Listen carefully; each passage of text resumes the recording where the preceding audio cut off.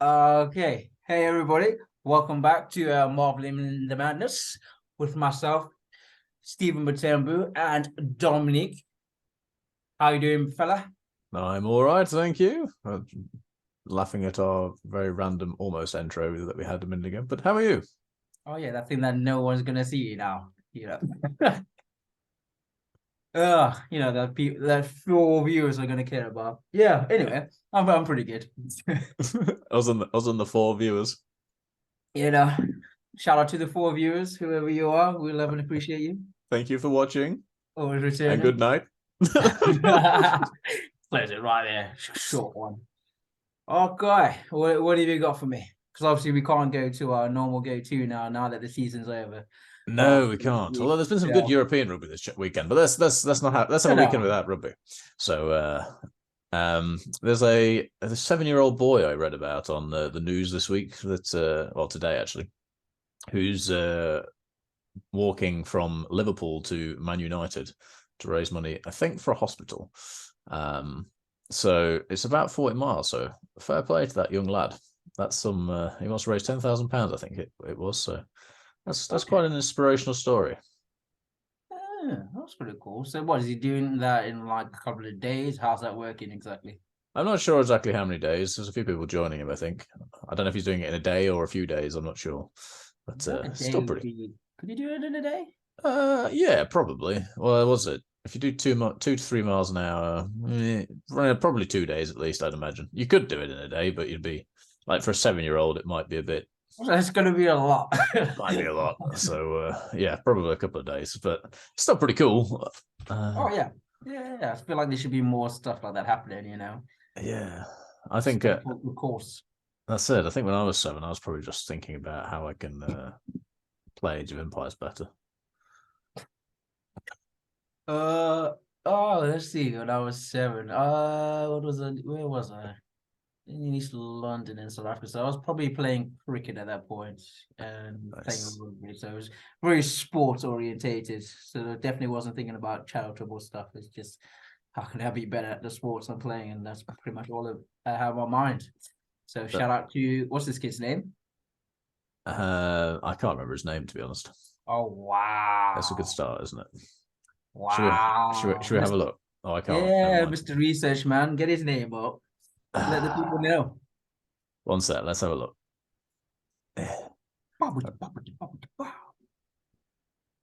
I'm going to. No, not walking on tippy toes. What on earth are you searching? Well, I tried 7-year-old walking, and then it says on tippy toes. So his name is Harvey Goodman. There you go. There you go. There you go. Living Okay, his well, best shout life. out Hardy. I've already forgot his Harvey Goodman. Shout out to Hardy Harvey Goodman, Goodman. and I hope it goes well this walk. Yeah, hope he gets everything, all the support he needs. Okay, what's next?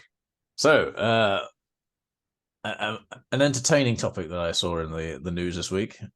Now, they've found some fish at the deepest ever depths in the ocean. I think it was about 8,300 meters down, and they're called snailfish. And they're the ugliest things you've ever seen. And I don't know how you can call them fish. The thing is, I've seen them before. I've seen it. I've seen them called a different name. I think it's called the blobfish as well.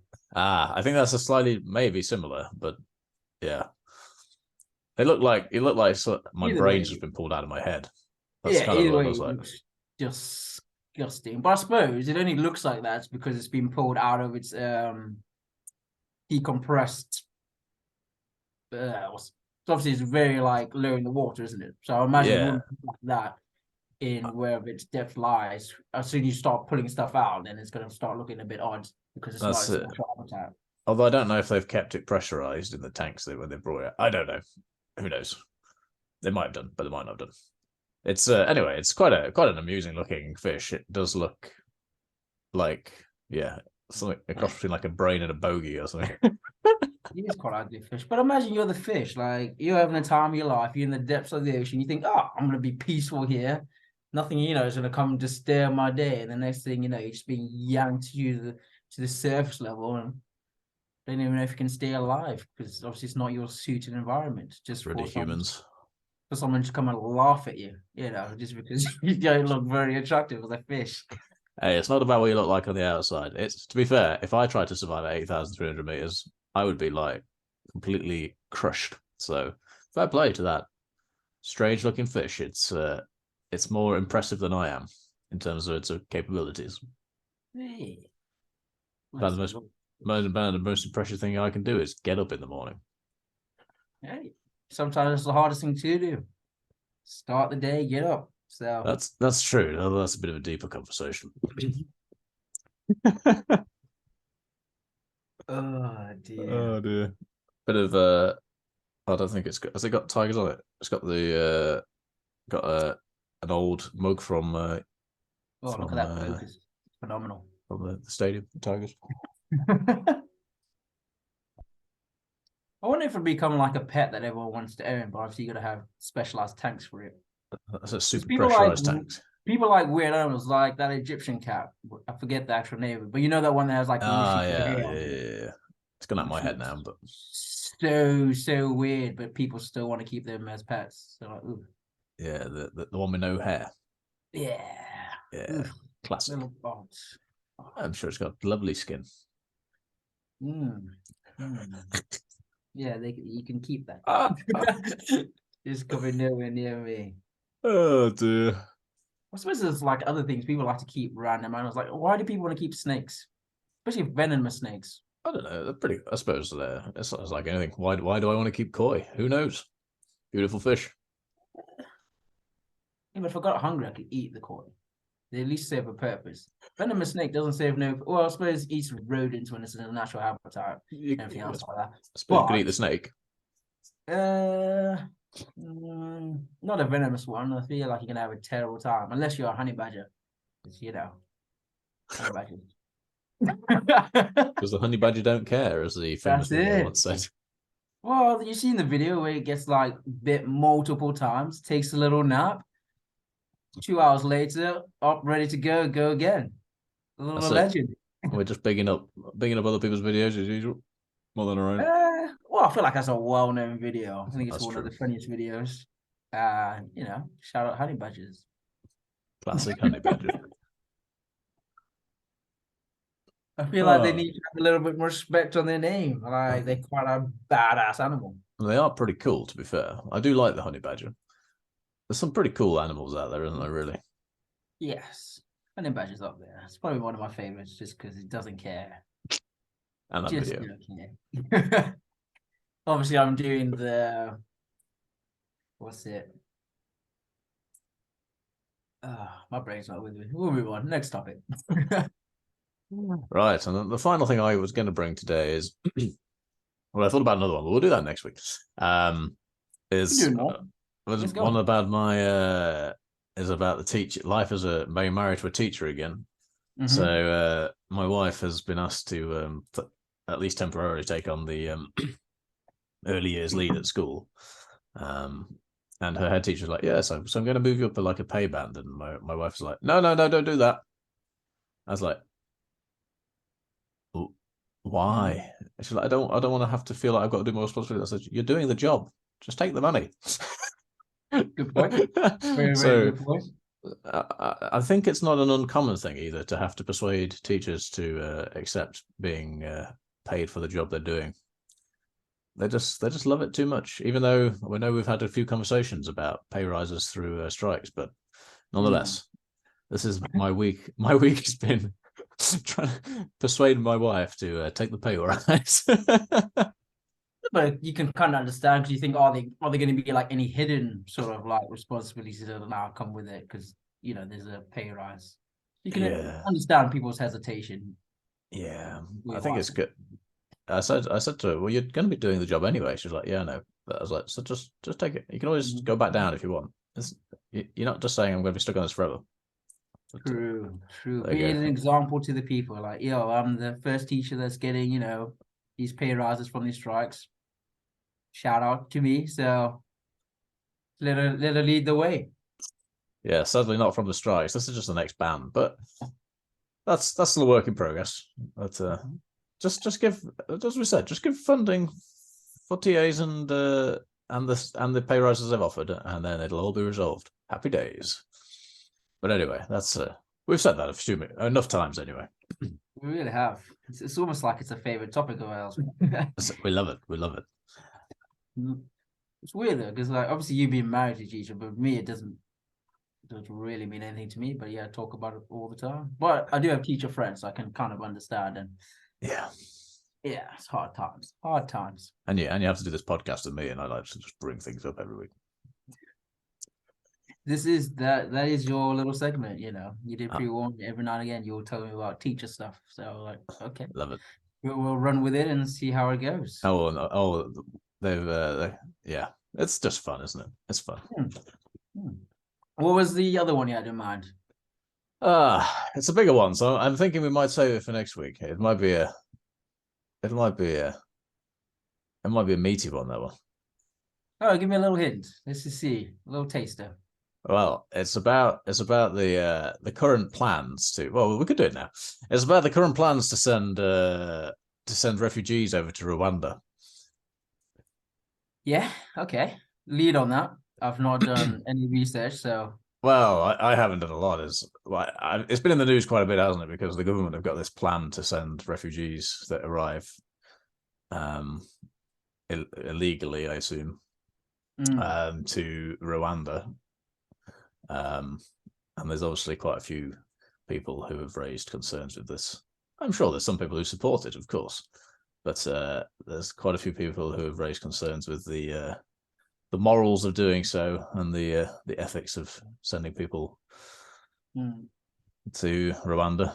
I think there have been concerns raised with Rwanda's human rights record. Do they get a say in the matter? Like Rwanda, I think they're happy to take them. I don't know whether they're happy to keep them. I don't know if that's actually been said. I don't know. That makes it very difficult. We'll keep you for a few days and then you're off. Yeah, it's such an expensive scheme by the looks of it, and you're hardly going to be able to send anybody. And I really don't like. Surely, if you're going to send someone back, it's either you send them back to the country where they came from, if it's safe to do so, and if it's not safe to do so, then you shouldn't be sending them anywhere anyway. They've clearly fled for a reason. It's like, anyway, I'll stray into being actually political in terms of a party, and I'm not particularly of a political persuasion, but so I don't want to make it sound like I am. I just think the scheme sounds a little bit poorly thought out, and I also, as a person who thinks we should be compassionate to people, is usually people who have fled are fleeing for a reason, even if it is economic. At least they're generally fleeing because they're looking for a better life for them and their families. And I think just, yeah, but outside of that, I don't understand the economic benefits of shipping someone back off to Rwanda. It seems like it's going to cost us a lot, and it probably isn't going to be good for those people. Probably isn't going to be good for Rwanda, to be honest. And I just can't see how it benefits anybody, is the honest fucking truth of it. Well, let's just look at it from like the moral standpoint. You know, I feel like we live such a privileged life sometimes. Sometimes we forget that if we were in any sort of situation and we needed help, you know, you'd think you'd want people to help us. So why can't we do the same for other people? Like I say, they're fleeing for a reason, whatever reason it may be. And also we're quite privileged in the way that we don't have so many issues, but can never say never, and there might come a day and then, you know, we will be looking for handouts or someone to help us, and they'll be like, remember that dumb law you made or whatever. Yeah, sleep on that. Have fun with that. It's a bit. So I don't know. We need plenty of workers, and there's a lot of companies that need lots of workers, and actually we're quite short of people at the moment. And I don't know, and I know they're trying to discourage people coming illegally by boat and things, which actually is a very small number of the total migration, as far as I understand it. And I know there's always people that cause us trouble, but you're always going to get that, and I don't think this is going to resolve what they think it's going to resolve, and it's going to cause a lot of hurt and a lot of it's going to cause us a lot of cost, a lot of hurt, and potentially a lot of pain. So I don't know. To me, it just seems like I wish it was just one of those ideas that they just go, actually, Just quietly let it drop. Don't want to make a fuss about it. Just quietly let it drop and stop trying to push it. And then let's just get on with dealing with things. And I'm not saying you shouldn't deal with illegal migration, but there's got to be a compassionate way and a right way to deal with things. Yeah, 100% agree. So, 100% agree. Now you get to choose your topic. That one topic that I have, which kind of goes into two. So, big Formula One fan. We'll just talk about the Australian Grand Prix. For me, it's the most exciting one as yet. I know you don't watch, so I'll give you the very brief rundown. Quite a few crashes, quite a few red flags, 2 restarts, if I'm not mistaken. So yeah, it was quite an action-packed one. You got Lewis Hamilton on the podium, which is nice for this season because his Mercedes and George Russell, they've also been struggling because they can't keep pace with the almighty Red Bulls. They just stupidly quick this season, almost like a second or a second and a half, which is a lifetime in Formula One. So yeah, all around, quite an exciting weekend for Formula One. Good time to watch. But I mean, it led me to think about, I'm sure it's a topic that people think about every now and again, like why didn't they have any women drivers in F1? And I recently discovered that there's a women's series I didn't even know existed that's been running for 3 seasons. This is obviously all women drivers. I think it's Formula 4, so obviously it's at the lowest tier, but it's something that's on the rise. So maybe within the next 4 or 5 years, there's a possibility that some women can climb the ranks, and possibly see the first, well, not the first, because I think there's been 2 or 3, I can't remember the names because I did some quick research, that have participated, but in recent times there hasn't been anyone, so it'll be quite something quite nice to see. Yeah, I think it's not been something that's been probably not encouraged, but also not facilitated in the past, hasn't it? From what I can have read very briefly on the topic. But it'd be very good if we can get a bit more equality in Formula One. It'd be good to see a bit more representation there from, well, women and different ethnic backgrounds, and try and encourage a bit more diversity across the field in Formula One. Obviously, Lewis Hamilton often is raised up as the only black driver. So, and the ethnic diversity of it is generally pretty poor. It is pretty poor, but that's like the issue with the sport. It's obviously you can call racism as well, but the other thing is funding. You got to have a lot of funding, in order to be competitive at the highest level. And it's unfortunate that a lot of people can't get these sort of things, or they're not willing to put the time and effort, because like I say, it's money, and at the end of the day, it's a business. You've got to have a lot of unfortunately, it's probably historically been a lot of rich Western white people who've got to spare money to burn that have been able to. Oh, for sure. They've been able to invest in this sort of sport, because it's not a cheap sport. You have to have quite a few millions lying around to invest in something like this. Yeah. So. Well, even talking about like the low level as well, when you start karting as well, is generally not that many women generally not many women that are taking part. So maybe, this W series, if it gets a bit more, more highlights, or like its own series on Netflix or something, just to because there's the Drive to Survive, which is basically like the Kardashian version of Formula One. So it basically takes all the most dramatic moments of the previous season, and you can watch it through. It's like 10 or 11 episodes. Really good to watch.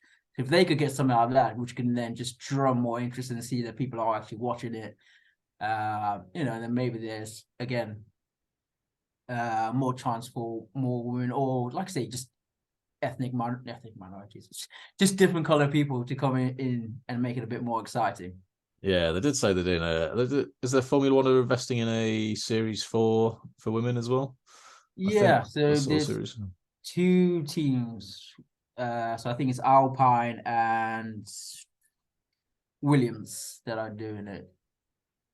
So didn't get that much time to read into it, but I think it's exciting. I think they're launching it this year, and it's an academy just to get more recognition for women drivers. I think it'll be interesting.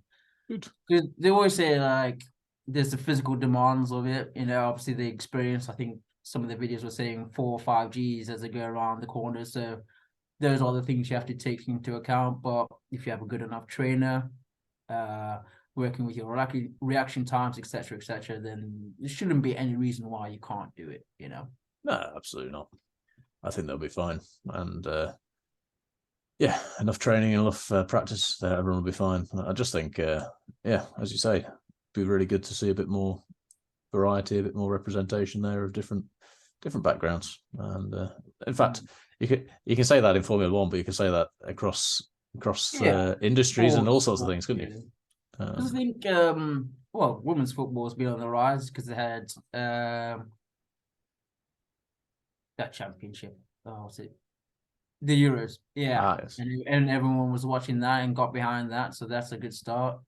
So I feel like it is slowly on the rise, but, like everything else, it just needs more media attention, and the level probably needs to be taken up however they're going to do that, just to make it more entertaining. Yeah, that's it. I think the rugby's definitely on the rise as well. Actually, I really enjoyed. I watched the World Cup final. It was really enjoyable, actually, as a spectacle. But it's the same. It's obviously we've had a lag across the world in terms of in sports and different things with representation, but in terms of business as well, engineering. The area I work in is still, especially in sort of subcontractor specialist fields like I work in, still. We don't have in my division, we don't have a single female operative on site. Oh wow! You'd have to be fair, quite a brave lady to do it, because they're usually teams of 3 blokes staying away from home all the time. So there's a certain lifestyle that comes with that in terms of like staying away. You're obviously often eating takeout, and you're often they're very close friends. Yeah. Because of that sort of relationship you have to have staying away. So if you were the first lady that's part of that group, I imagine it'd be quite difficult you'd have to be quite confident to step into that, I think. Yeah, but someone has to be the first, like in many things, someone has to be the first, and the more people that do it, the more normal it becomes. That's it. I wouldn't want to do it, and I'm a I'm not a lady trying to do it. So yeah, but I'm sure there will be ladies out there that want to, and I hope we can find them and start getting that fair representation in my industry as well. Yeah, I think it's quite actually even in mine when I think about it, coming from the fitness side, because again they can get more representation. Because a lot of women just want to work on their bums and stuff, so a lot of they're gonna look towards women who already have a bigger bum, etc. So I feel like, if anything, it probably works in their favor. Good. Yeah. Good. Nice. Smash the topics today. I think so. I feel like they can all run this smoothly. It helps when we actually plan, even if it's like 5 minutes of planning, really helps us actually have a conversation. It really does. It is. Forgot to mention the woman's name is the woman who's the test driver for Williams. Is Jamie Chadwick. So Sarah Jamie Chadwick. She's won the series, the W series 3 times. So wow. She's really good at what she does. Amazing. I feel like pop up to the next one, go to Formula 3 and see how she does. Give her a chance.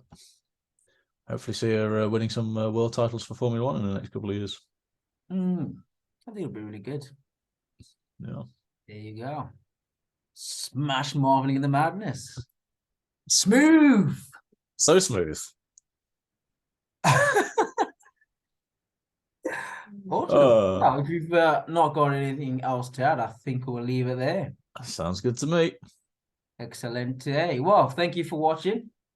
Again, I have been Stephen Matumbu. We're here with Dominic Tor. We have been marveling in the madness. Thank you very much. Like and subscribe. Till next time.